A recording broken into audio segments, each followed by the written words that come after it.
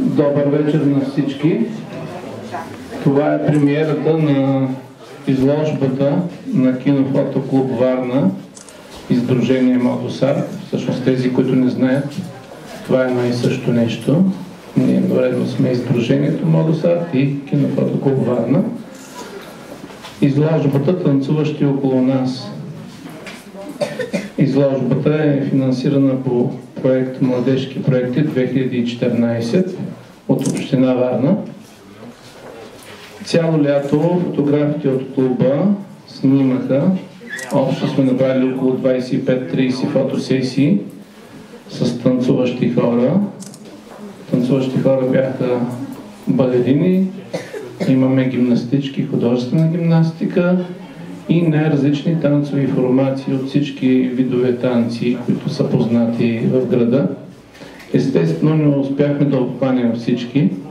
Поради тази причина през зимния, както и през пролетния период, ще продължим да снимаме с други хора, тъй като това е само премиера на изложбата. Всъщност това е изложба само за тази вечер.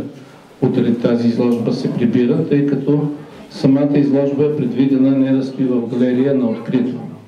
И затова тази изложба ще бъде открита от май месец до края на есента в Морската градина, край съведенията около плажовете. Още ще я местим на различни места, но най-много ще бъде, може би, изложена около заведенията по плажната ивица. Цяло лято ще бъде експонирана там. Поради тази причина изложбата е в този вид. Напечатана е на канава, която може да се опъва на най-различни подрамки, да се заковава по стени и така нататък, така че да бъде излагана на външно излагане, на открито.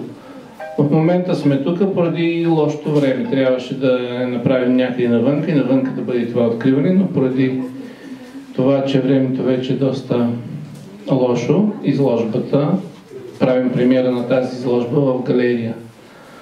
Фотографите, които се включиха в сниманията, са около 30 души.